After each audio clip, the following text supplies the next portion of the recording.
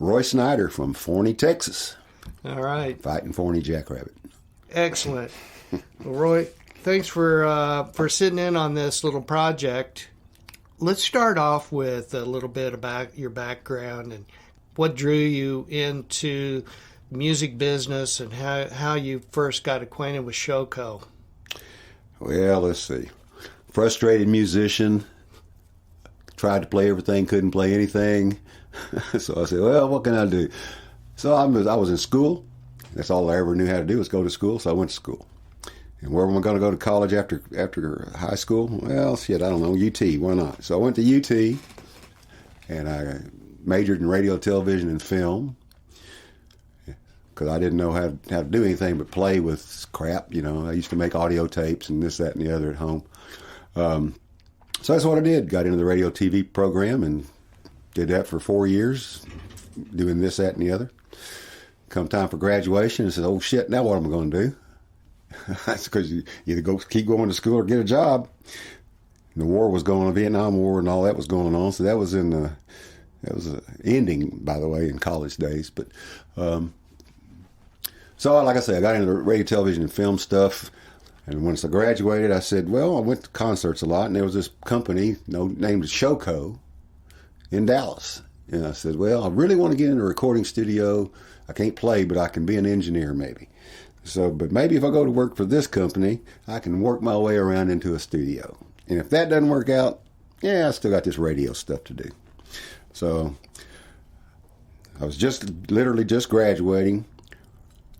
My house had just burned down. I graduated from the University of Texas, and the next day my house burned down. Go figure. So there I am. I don't have a pot to piss in, nothing. But I was the happiest I'd ever been, as it were, because I had nothing. So I might as well be happy, right? So I knew about this company, Showco, so I went and made an application there. I'd already applied at a radio station in Victoria, Texas, and had pretty much had the gig sewed up. All I had to do was go there and do it. But I went to Dallas first. Went to Governor's Row at the time? I can't recall. I guess it was Governor's Row. Went to Governor's Row, got a application, filled it out, left it, went back to Austin. I was living in Austin. My mom lived in Dallas, so came home to eat because I was a starving student. I was one skinny boy. So I went back to Austin and worked on a student film for nothing, of course, for a while on the sound crew. And got a call from BJ. And he says, you want to go to Europe with McCartney? And I said, oh, hell yeah. He said, well, when can you be here? I said, when do you want me there? He said, tomorrow. So I said, okay. So I packed up my shit and left Austin and came back to home to Dallas, where Mom lived. Went up to Showco at Governor's Row and started my grunt detail, my recruit training. So that was it, man. That's where it started, and that was 1975, May of. 1975. Yep. So B.J. Schiller was your guy that hired you. Yep, that Aggie. Yeah. he hired a Texas Longhorn. He said when he interviewed me, he said, well, I've had pretty good luck with one other Texas boy. I said, I think I'll give you a shot too. That's what he told me when he hired me. Yeah. I said, all right. He was talking about John Blasuda. Which is another story. There's a bunch of other stories, indeed. So the McCartney crew, that was, of course, Jack Maxson mixing. Right. And on monitors. There was Morris Lyda. Cowboy Morris Lyda. It was myself on the stage crew, along with Kim Johnson, Wild Man Johnson, Guy Moore, and on occasion Jimmy Sonardi, I do believe. Also on that European tour, that the first one I did was Randy Barnard, Barnyard Barney, went out there, I believe. Yeah, first. Is that correct? Maybe not. Barner was with Linda Ronstadt. Whole different thing. Whole different memory. Yeah. So you got hired, did some shop time, and next thing you know, you're in Europe. Next thing I know, I'm told to get on a plane to go to Europe. And it was one of them winters that we actually had snow and ice and crap. And I was late to the first plane. because of those conditions, told to come back the next day. Those conditions still existed the next day, and I was late the next day, too. And surprisingly, they didn't fire my butt. Great way to get started. Yeah, man, because McCartney had people waiting in Europe for me to show up at Heathrow. Both days. And one hell of a way to start a career, indeed. Yeah. So anyway, I get on a plane, go to Heathrow. Second time I'd ever been out of the country. First time I went to Hawaii when I was 18. Got on a plane, borrowed money from the bank, took off. That wasn't really out of the country, but it was, because it's Hawaii and you can't swim home from Hawaii. That's what I found. Anyway, so I went to London. Was met at the airport by Roy Lamb. Do you know Roy Lamb? I do. You know of Roy Lamb? Famous production manager. Very famous. And at that time, he was a truck driver for Edwin Shirley Trucking, rock and roll trucking. Mm-hmm. So he picked me up at the airport in an Edwin Shirley truck. And we drove from Heathrow to, where was EMI, I guess, maybe, for rehearsals.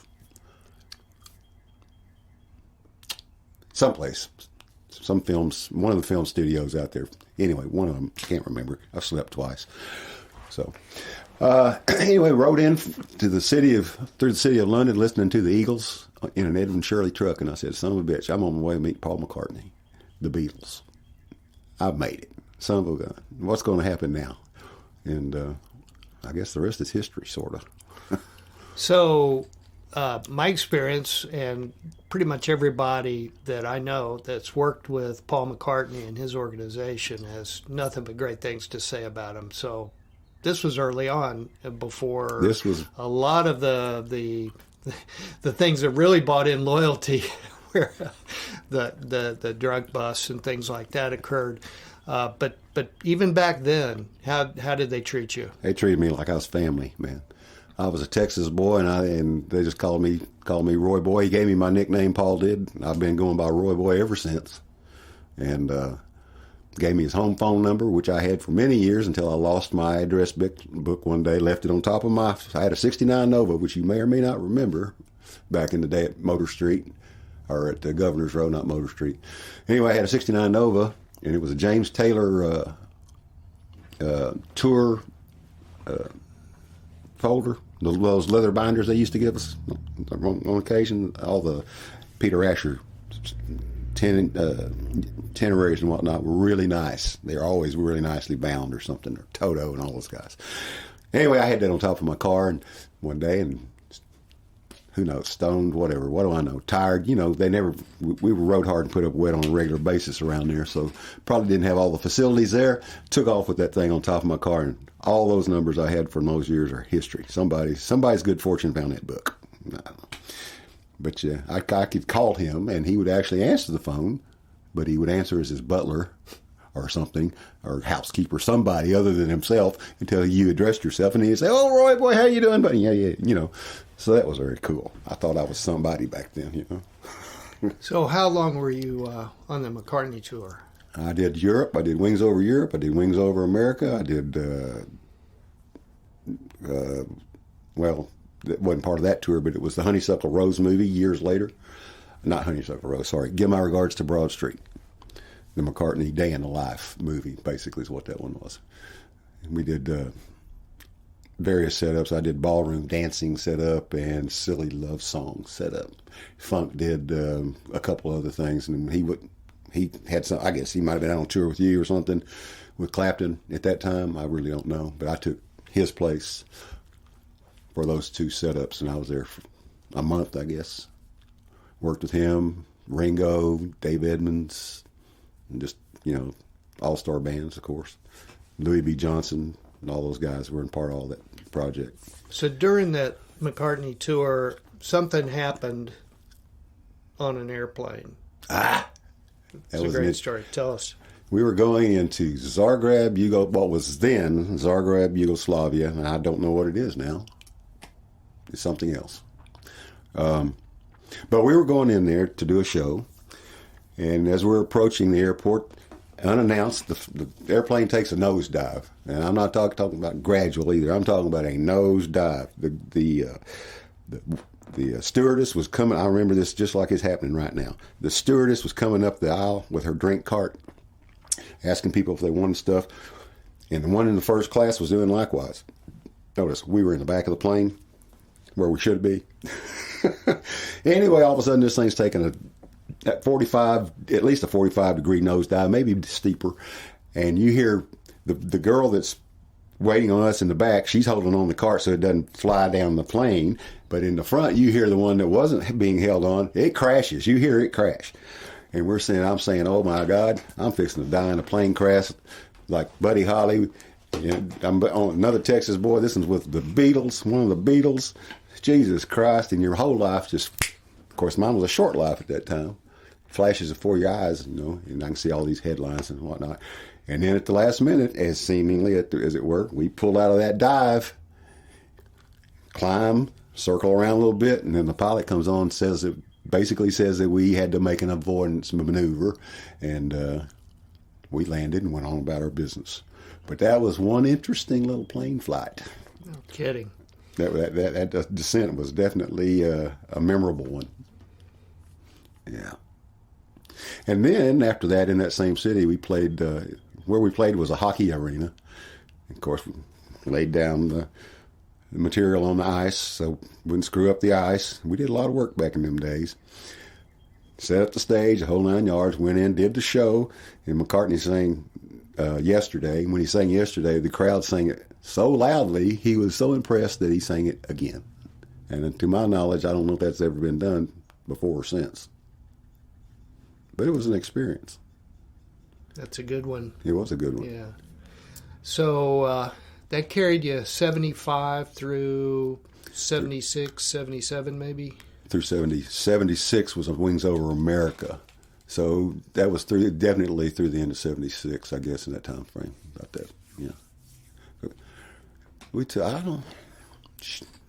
Somewhere there's a schedule that would tell you exactly what all that. But you see, one of the things I remember about being on the American tour, a couple of things. First off, we started when we started the Wings Over America thing. It was a 5-6 truck tour or something like that, which back then was mammoth back then. And it was a Beatle coming off of retirement, it was a big deal.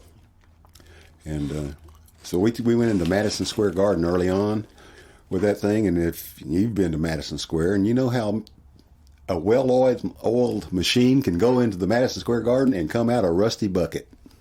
And that's kind of what tried to happen to our bunch.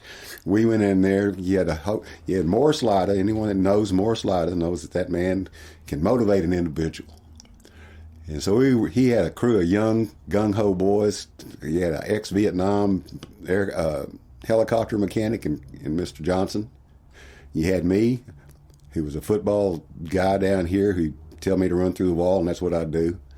You had Guy Moore, Pretty Boy Moore, who went on to be a captain or something in the fire department and really did a hell of a good job. Anyway, we'd do anything. So we were pretty greased up when we went into Madison Square Garden. And, of course, Madison Square Garden, anybody that's done a show there, I don't know if it's the same, but back in the day, you had to go up the elevators. Y'all flowed down in the bottom, go up the elevator. 5th floor. Yeah. And it took forever. Yeah, you do. Well, you back in the day when I was doing it in the late 80s, 90s, they would use the ramps. They'd have forklifts taking up stuff up the ramps. Mm-hmm. There was a smaller service elevator that used that. Use them both. And then the freight elevators. Yeah. So you had stuff coming from every direction. That's exactly right. Crazy coordinating all that. Well, in this particular show, like I say, we'd done a few shows, so we had we're starting to get a rhythm, right? And as you know, when you do these tours, it takes a few shows, but you get a rhythm. You become a machine. Well, we did that, and we went into Madison Square Garden, and they threw a big old monkey wrench in that. And there was also the Barnum and Bailey Circus was there at the same time. So apparently the show had bought out the circus. And the circus was backstage and down in Penn Station. The polar bears were down in Penn Station. And the elephants were backstage up in the garden. Well, those dudes, sorry, Joe, sorry, Mac, sorry, pal, wrong union, you can't touch that. Well, you do that long enough, them young boys with all that testosterone, we kind of got sideways. But we were told quickly by Morris and others, you can't do nothing about it here, boys, just breathe, you know. But in this case, the circus was backstage, so we went backstage and watched the elephants. And they did this elephant dance because they were all chained up, all these elephants. I don't know how many there were, but, you know, several. And they would just sway back and forth, back and forth, back and forth to this rhythm. And we just stand there, and we just stand there until we get mesmerized by them damn elephants. And then we go back and deal with the union for a little while. Finally got to do the show. So, and in that particular show, Penn Station caught on fire during the course of our stay there. So all the polar bears who were down in the lower part of this garden were down there. That was also another exciting day in the life of that Wings tour. The other one that's pretty memorable is we did a show. We work you work your way across the country, and sometimes if you're lucky, you go from east to west, and that's good. But they don't always work out like that. You ping pong around a lot. Well, we did that for a while, and we ended up in Arizona in the middle of the summer. And I don't know if it was Phoenix or which one it was, but it was one of them. And we did the show, and it was McCartney's birthday. So we do the show, and we start the teardown, and during the course of the teardown, we stopped the teardown to have a birthday party for Mac, complete with mariachis, margaritas, food, you name it. And so we had a party. We threw down for a couple hours, had a party, and then we finished the loadout. Well, by now the sun's coming up. But we loaded out. We took all these trucks across the street to a big empty asphalt parking lot. And by now, like I said, the sun's coming up. Well, we no longer have union help, but we have work to do still. Now, we've been working since 7 o'clock the previous morning, right? We go across the street and unload all these damn trucks. If you remember, Pink Floyd back in the day used to make a lot of photographs of pyramids. Well, we had the photographer for Pink Floyd with us at that particular time. So we went across the street, unloaded 5 trucks or 6 trucks worth of shit, made it in the form of a big-ass pyramid, including all the stage gear and everything, set up every fucking thing. And some of the pictures you may have seen at Showco from those sets, well, that was the morning and into the afternoon that those pictures were taken. It was brutal, son. Brutal. And once again, just like it's happening right this minute, I see it, I feel it. It's tactical. That heat just bouncing off that goddamn asphalt of it, 101, 2, 3 degrees or whatever it was. It's a dry heat, kiss my ass. All right. We finished loading those things back up. And fortunately, the hotel, whatever it was, a Hilton or whatever, Sheridan, whatever it was right across the street. And we literally walked right across the street and right into the swimming pool with every clothes, whatever we were wearing, that's what we went into the pool with. And to this day, I believe that saved me from having a heat stroke, if nothing else. And it's a good thing we were young. Touring, I don't know what it is now. It looks to me like there's a lot of trucks, but I don't know if it's as labor intensive as it once was. I don't know. Things are a lot more compact and a lot lighter. I've noticed that. And a lot better packaged. I noticed that. So when you guys were out there, things had progressed quite a bit over like 5 years since Rusty and Jack first started the company and started really packaging things well. Right. But, how reliable and how well did things work at that point in time in the mid-'70s, would you say? Man, looking back on it, considering all things, I think all that stuff was really reliable. All in all, everything was pretty reliable. Those old Marantz amps on those mud bass, you'd have to take a rubber hammer or roll of gaffer's tape or something and whack the shit out of the side of it every once in a while to kickstart them. That was one thing that comes to mind. Occasionally, you might have a chip go out on one of the modules on the superboard. Maybe, not often, but it happened. I changed them on occasion. But all in all, everything that I personally got to use or was trained on, it worked, thankfully. because I wasn't a Buffett like you. If the shit worked, I could use it. If it didn't, I could. If they showed me a few things, I could figure out some things. As far as fixing it, you had to hold my hand and go through it most of the time. True, you pick up stuff over time, but if something really broke, it was the boys in the shop. Hello, how do you fix this? So. All right, they had good redundancy in the system, and they get good support on the other end. So I agree. That's what I agree. Made the touring possible during that period. So, after the McCartney tour, what did you do then? What did I do after the McCartney tour? Is that maybe Rolling Stones? No, Stones was my last engineering. One of my last Kinks? engineering things. Kinks. I probably went out with the Kinks or let's see, was it the Kinks my first monitor or Black Sabbath was my first monitor tour. So I probably went out with Black Sabbath, from McCartney to Black Sabbath. That's quite a from being in a bus and a plane on occasion to driving yourself all over the freaking world. On the East Coast, Texans on the East Coast with no snow chains, baby, in the winter. That's what it was. Me and Randy Barner and Mo O'Brien maybe on the lighting crew. Do you remember him? No. Michael O'Brien, I think that was his name. And maybe Ken Burns might have been out there. I can't recall right now. We need to pause? No. I just need to tell this thing to quit. I appreciate it. Okay, so after McCartney, you were on that tour. You were primarily like third man, stage roadie, sort of. Yeah, college educated boy that was trainable. That's what I was. Yeah. So you picked up a few years. You kind of learned how to mix, and so your next tour with Black Sabbath, and you were doing monitors. Yep, pretty much. Yeah. So they was threw me out with Black one. Sabbath with a rack of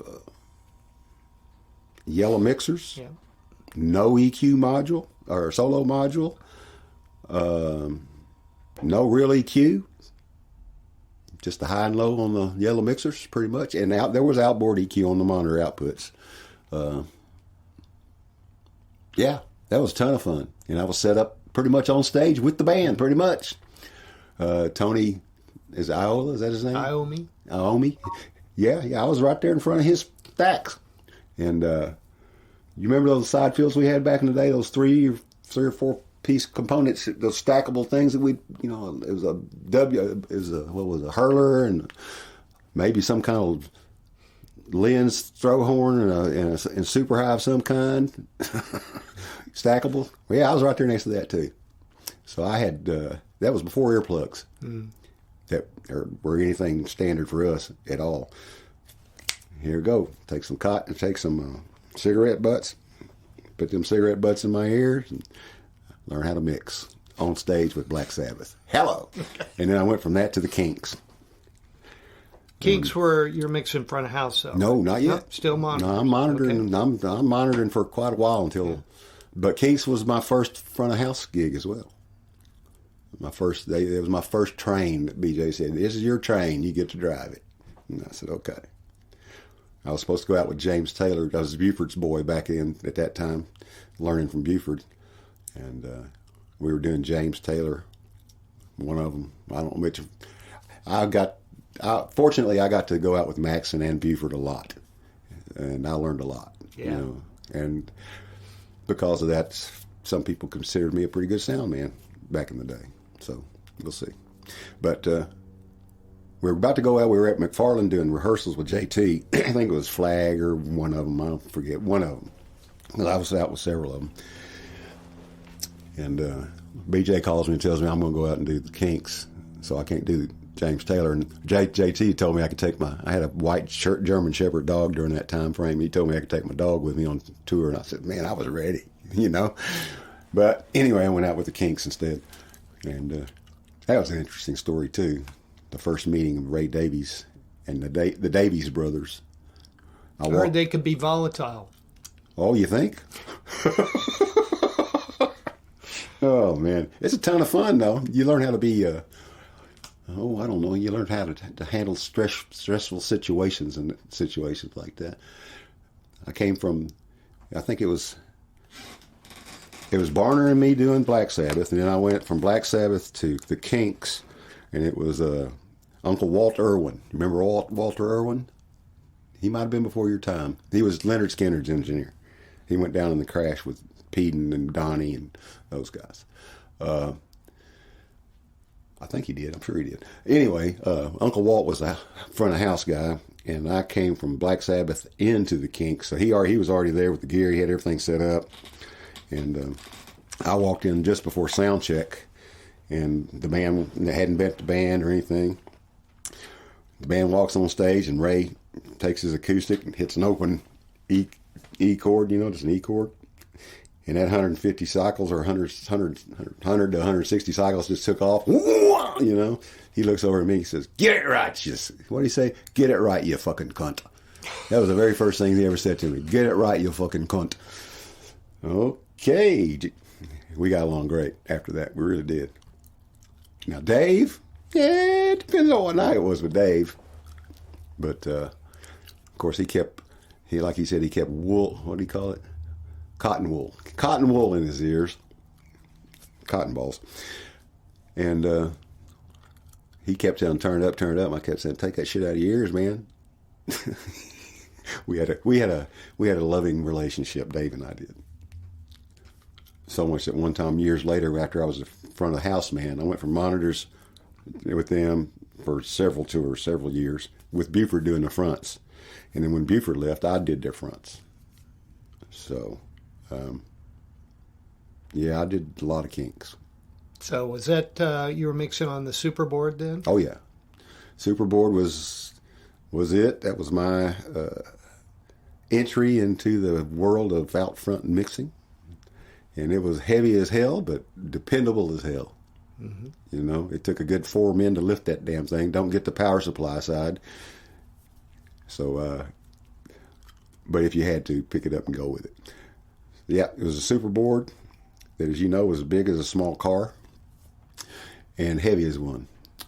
And I think we had some Yamahas and a few other things after a time there. And then the Harrisons came in about the time I was asked to walk out the back door.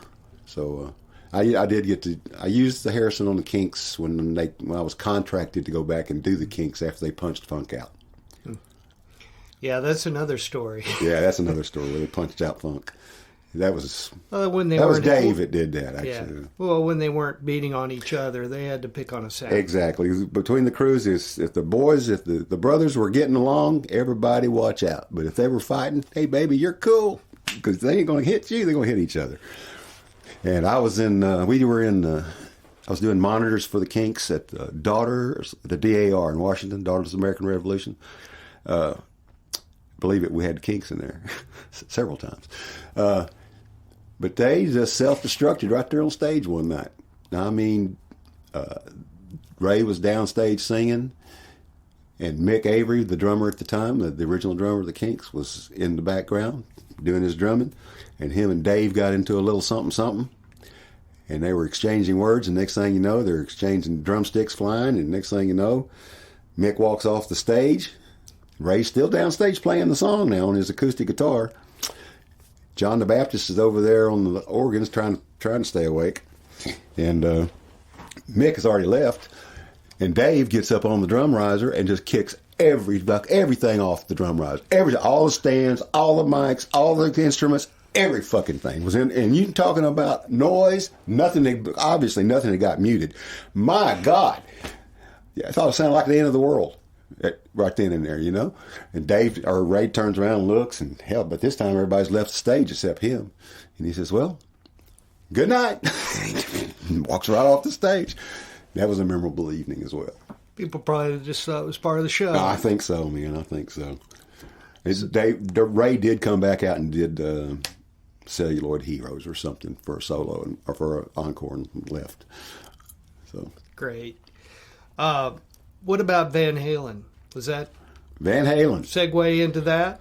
It could do. That's many years later. I had been the house man for the Kinks for a long time at this point, and had been out doing Rufus and Shaka Khan. And just prior to doing Van Halen, BJ called me up and said my next tour was Van Halen because Townsend and had run his course or something with them.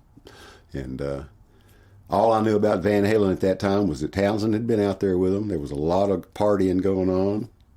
And their big song at that time was Running with the Devil. So to me, that was devil worshiping, more devil worshiping rock and rollers. Fuck them. I don't want to go out with them.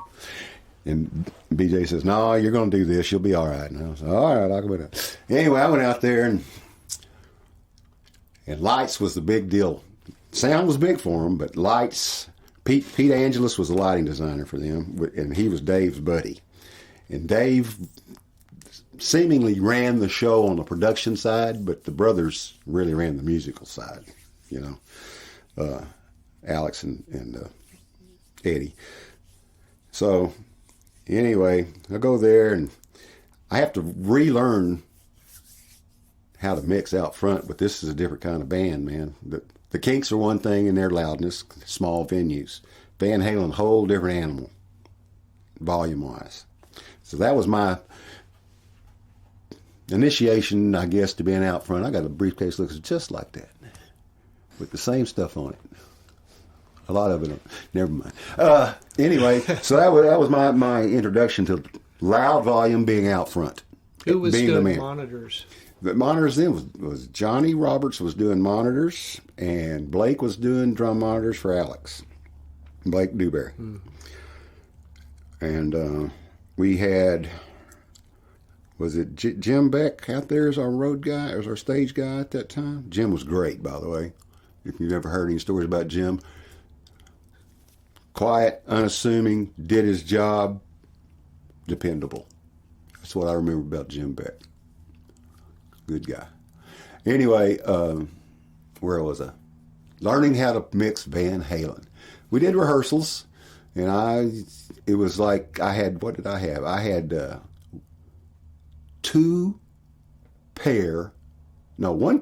or two pair of Prism. They weren't the Prisms yet, the refrigerator boxes. The refrigerator. That was when we... The AX? We went, yeah, whatever we called it. I don't know what it was called. We went from component systems to a refrigerator. So I took out the refrigerators. I think I had one pair, maybe two pair for rehearsals, and that wasn't near enough for Van Halen. Okay? So I mixed that whole rehearsal thing. I brought the two pair, or one or two pair that I had. I think it was just one. Yeah, it was two pairs, what it was. And I brought them right in front of the superboard, just like monitors. And that's the way I mixed the first rehearsals, with those right in front of me so I could hear what in the fuck I was doing. And then we went out on tour, and I had, at that time, a pretty big hanging rig. I had the regular left and right, couple of baskets, stacks. Because Flying Junkyard that was after the Flying Junkyard, but we still had those hanging baskets. And I had a center fill system that I couldn't use the entire rig because it blocked the lights. So I had one, it had hung down two boxes. I alternated low end and high end on one row, cranked them 45 degrees, so it more or less they were used as top center fill for David Lee Roth on the Eagle ramp, more or less, really.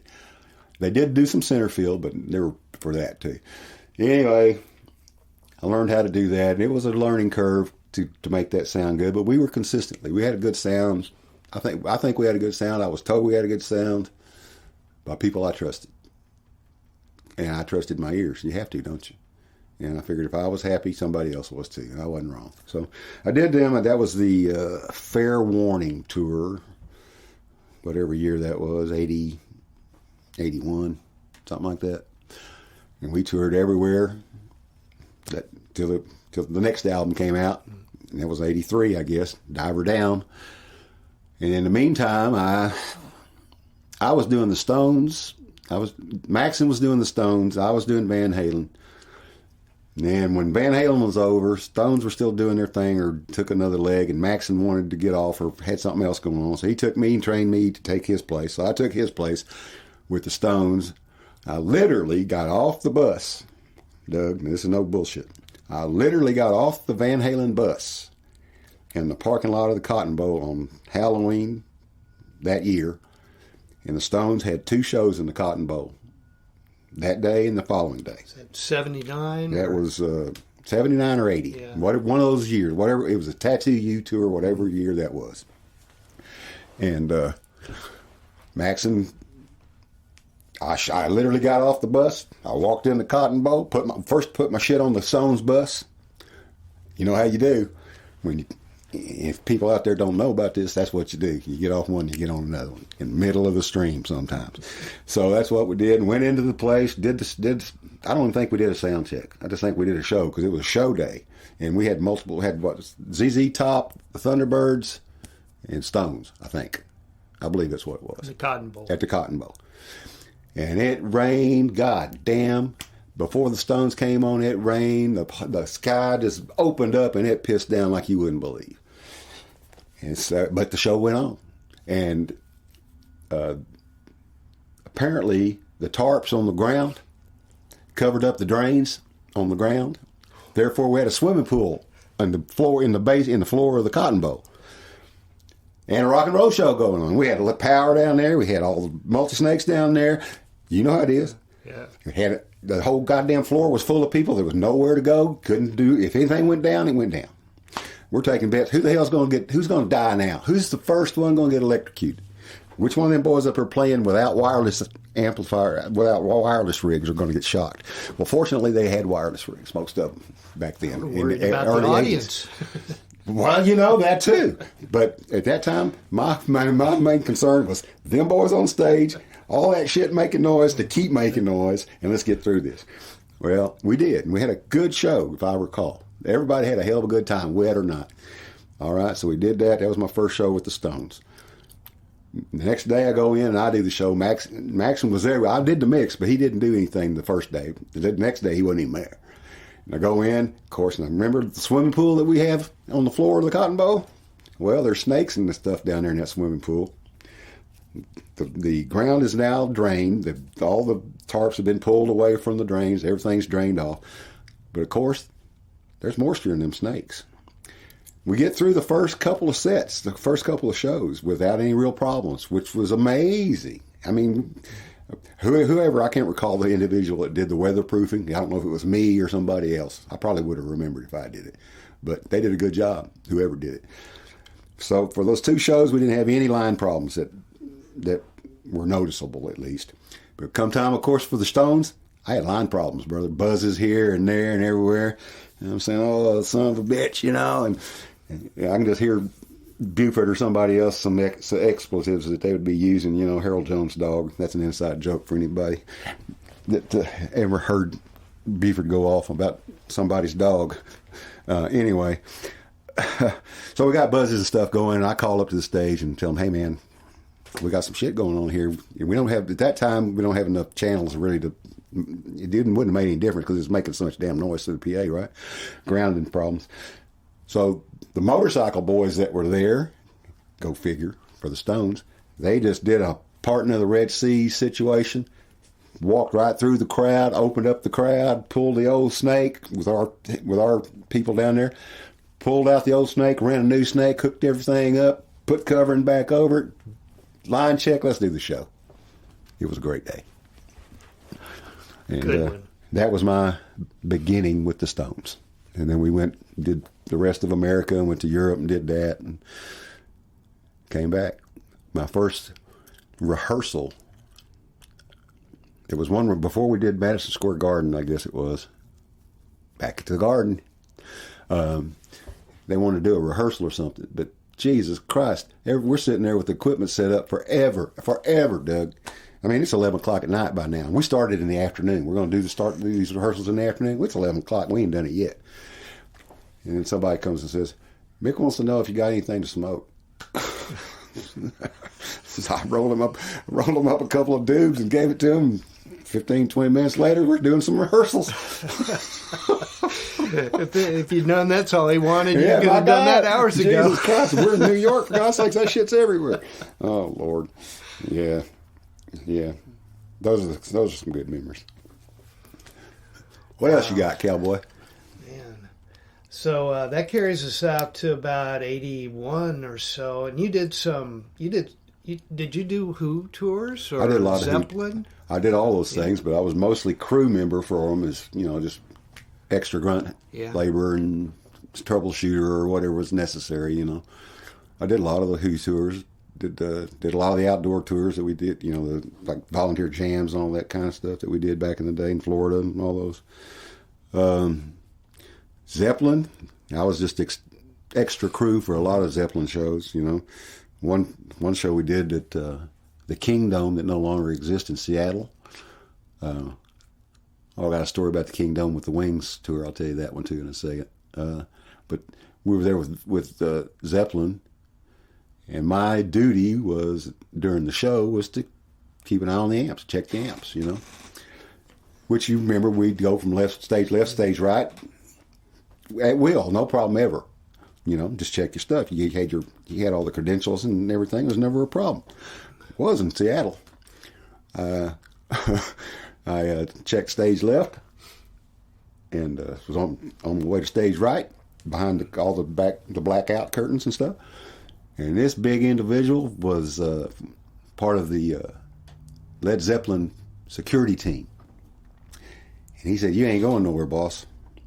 And I told him, the routine, I'm crew, I got to be over there, yada, yada, yada. And then he picked me up off the ground with one hand and said, "You ain't going over there, boss." And I said, "Yes, sir, I ain't going over there." So that was that crew member Led Zeppelin experience. I was also officially the very last drum monitor mixer for Led Zeppelin, for Bonzo. We did one song, and then rehearsals were called off till the next day. We walked out of the studio there at the whatever movie lot we were on over there in England that I can't remember right now. Anyway, all the crew walks out, and downstage center is Mr. Bonham, John Bonham, and Jimmy Page singing an Everly Brothers song as we walked out the door. And then later the following morning, I was notified by my girlfriend here in America that he had died before we were told that over there. She called me and said, "You're coming home." I said, "No." It was Trisha Moon. You may know Trisha Moon. She called me and said, or I called her, whatever it was. We talked. She said, "You're fixing to come home." I said, "Oh, no, I'm not." He said, "Oh, yeah, you are." And she told me why. And shortly thereafter, we learned why, and we left. We went and loaded up this gear and left. Yeah. Tragic. Yeah. So while we're on the topic, one of the people that we've lost along the way, Donnie Crutchmeyer. Yes, sir. Like to hear stories about him because he's not here to tell them. Donnie. But everybody loved him. Donnie, there's a lot of stories about Donnie. One of them, I tell a lot. I said we were doing those jams back in the day, and one of them, I don't know if this was a jam or if it was a Leonard Skinner. It was probably a Leonard Skinner show proper, because the jams usually had Charlie Daniels as the headliner, if I remember correctly. The Tennessee Volunteer Jams and all those things. Anyway, we were in Birmingham, Alabama, doing an outdoor show in Birmingham.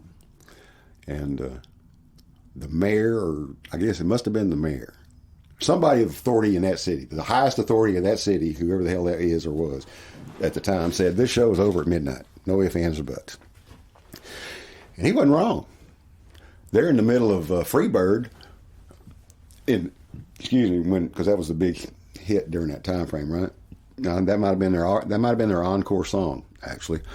And Freebird goes on forever. Well, in the middle of that damn thing, midnight hit, and them lights, all the power went off. Boom. Show was over, boys. And son of a bitch, emergency lights that were there, the little white lights came on. That's all that was up.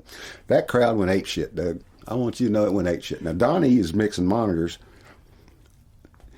No, maybe Kenny Peden is probably mixing monitors, and Donnie's the head of the crew, because of the outdoor extra crew that came in. We brought in extra PA or something. Anyway, it's raining, full bottles, full beer cans, full bottle, every goddamn thing that those people out there could throw, they threw. And Donnie grabbed me and he said, boy, come here. He grabbed me and he pulled me up against the stacks and said, we're going to stay right here until all this shit stops. Because this is the safest place you could be. And he wasn't wrong, you know.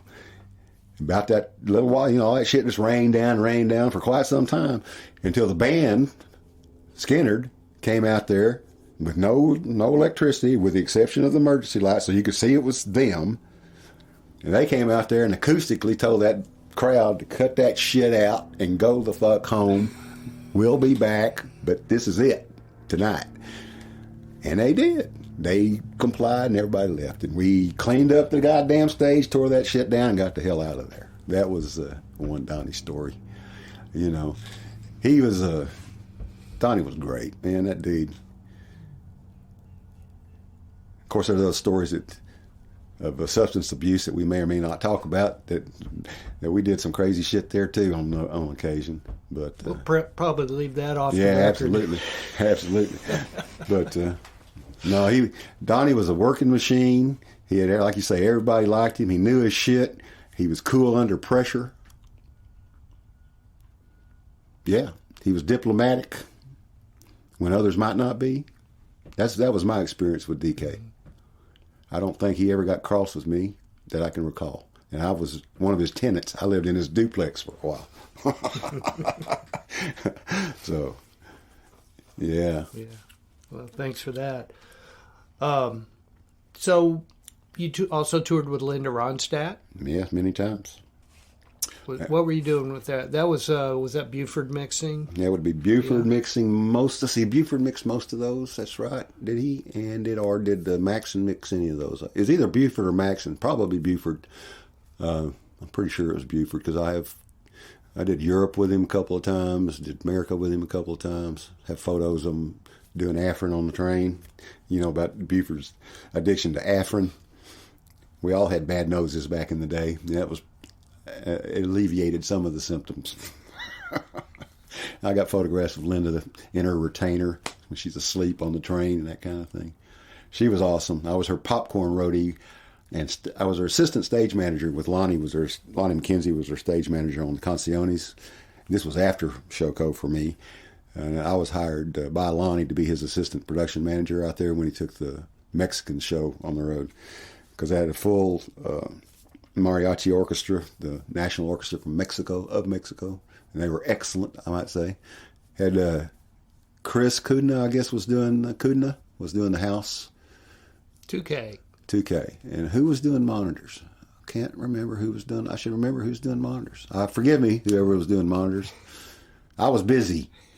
I was the popcorn roadie for Linda. I made sure her popcorn was fresh every night. I did the quick change booth. I was the weapons master. Because we had a lot of shooting going on, which is I don't see how this recent shooting on the movie set with Alex Baldwin happened, but it did. Probably not a job you'd want today. Absolutely not. And I did RoboCop back in the day too, with tons of weapons on stage in that vein. That's another story. But anyway, where was I, Douglas? I got sidetracked. Linda Ronstadt. On the mariachi tour. Yeah, I did all that stuff with Linda. She was awesome. Buford was great. I always sounded great. Yeah. I forget which Linda tour it was we were on, but Joe Ely was the front band for us for a while, and Buford let me mix him until he realized Joe was a good band, and he come out and mixed him.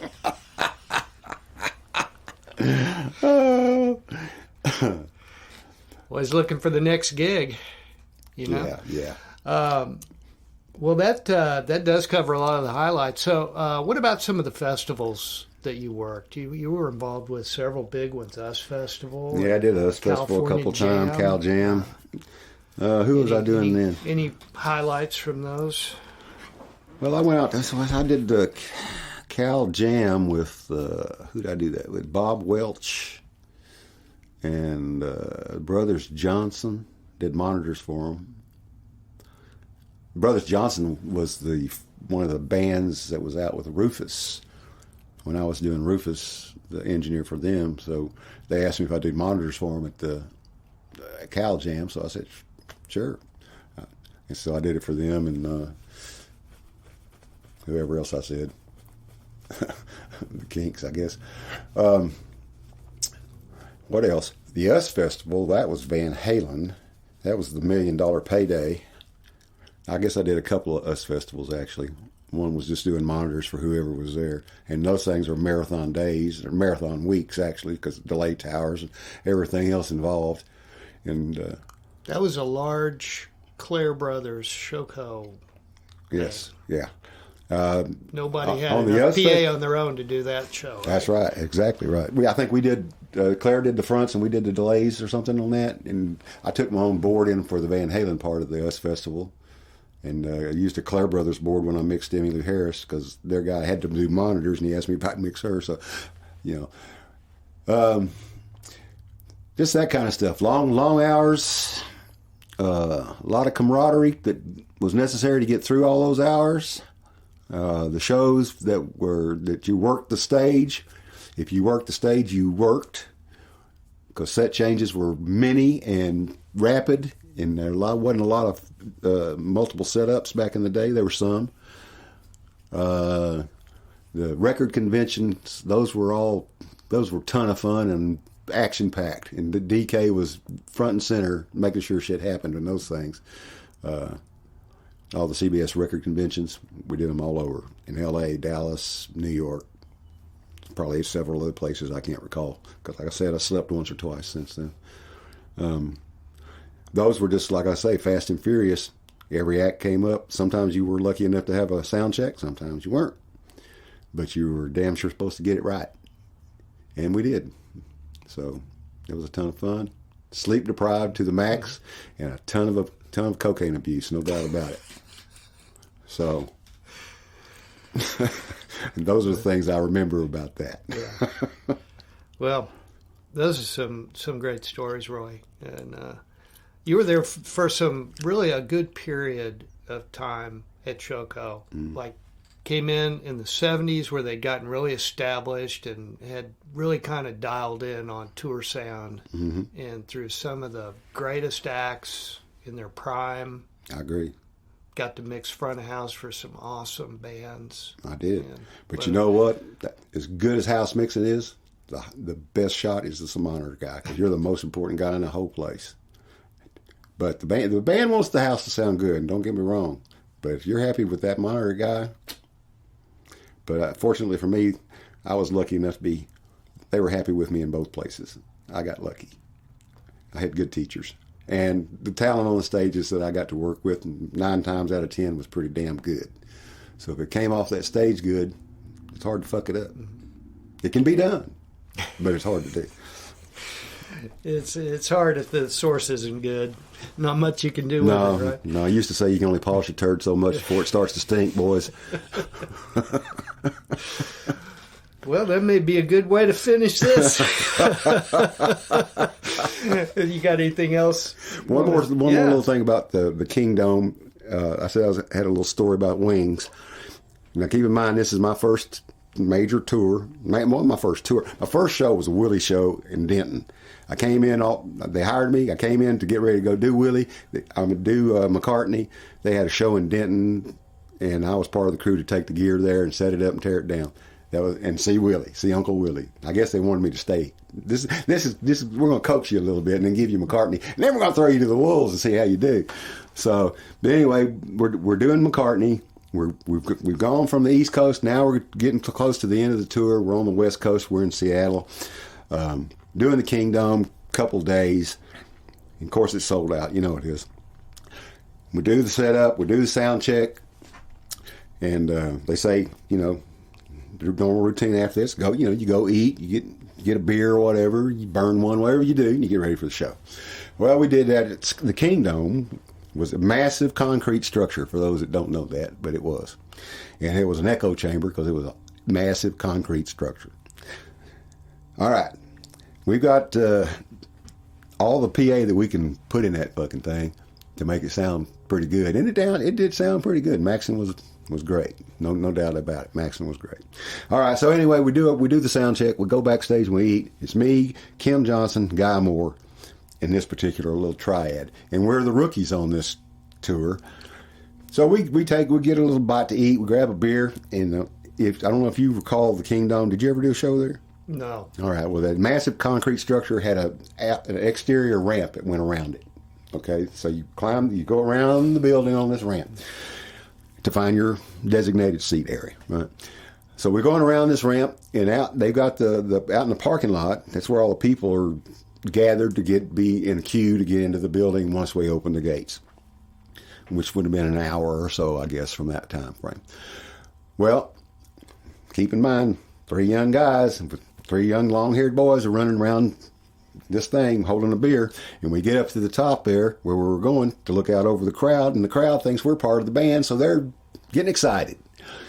And I pour a little bit of the beer that I'm drinking over the edge to toast them, right? And they got a little more excited. Well, me and Kim and Guy, oh, look at this, this is all, we're just having a good old time drinking a beer. And the next thing we know, the police are standing there. 2 cops have come up there where we are. And before they didn't say anything, they grabbed the beer out of Kim Johnson's hand, who was a Vietnam vet. All right? And crazy. I love you, Kim. You know I love you, son. I do. You know that. But this is not a lie. He took the bottle back out of the hand of the police officer, and the shit done hit the fan then, man. So we get busted, handcuffed, and put in jail at the Kingdom. The Kingdom had a jail in the basement. Bars, locks, jail. They put our ass in that thing. But the show's fixing to start. I mean, soon. And here comes Jack Maxon and Rusty Bruchet. And they bail our ass out of the Kingdom jail. Yes, the face that you're making now says it all. We were in deep shit. But they went down there and said, these boys got to be out of this jail. We got a show to do. They got to be here to do the show. This is not the first time that this group of boys on this tour had gotten in trouble. That same group, me, Kim, and Guy, did rehearsals in Fort Worth, Texas at the convention center to start the tour. Well, we're doing all the rehearsals. We finished the last rehearsal. The next thing is go home, get your gear, come back. We do a show tomorrow, and we hit the road. We pile in my little 69 Nova, no air conditioning, hot summer, winters rolled down. We're burning one. Pulled out of the convention center and stoked up the one we had. We're fired up. Stopped at a stoplight a couple of blocks from the convention center, and what happens? An unmarked police car next to us. The police officer gets out, and we're busted. Right there. He pulls out a bag of pot that we don't have, but he has that we have, and puts it on top of the car. So we're double fucked. Now, back then, in the state of Texas, you would go to jail for seeds and stems. So our little assholes are puckered up right now. And what happens? We're on the sidewalk. We're getting you're fixing to go to jail speech. Maxon pulls up. And do you remember at the time we were using, you weren't there then. We were using the Aphex oral exciter. Oh, yeah. You remember that? I know those. Okay. Yeah. He puts that sibilance on everything. Well, we were using that. And was he Swedish or German? The gentleman that invented that. Whoever invented it was there with us. Maxon pulled up, he pulled up and stopped. And they talked to the police. The police came back to us and says, boys, they had the joint. They made us stomp out the joint on the street. The bag that we allegedly had, they kept. It wasn't our bag. We didn't have that bag. I told you if we had. We stomp out the joint and they said, boys, when you leave this city, don't you ever come back. Yes, sir, we won't. We hit that road, we got our shit, we did the show, and we didn't come back. So that was the intro and the exit of the Wings tour of that year. I was going to do that shit for 6 months and go back to that radio job, and it just never happened. They had to ask me to walk out the door. So that's what happened. Boy. Jack Maxon was pretty good about bailing you out, wasn't he? He was. Well, I was a valuable person. I was needed there, son. They knew I was a valuable commodity. I didn't realize it, but they did. Yeah. So, that's awesome. Great stories, Roy. Thanks, man. All right. Well, thanks a lot. Yeah, anytime, sir. Appreciate your time, and everybody's going to enjoy this. Well, I hope so. And They know it's the truth. Can't make this Can't stuff make this up, shit as up. JB would say. That's exactly right.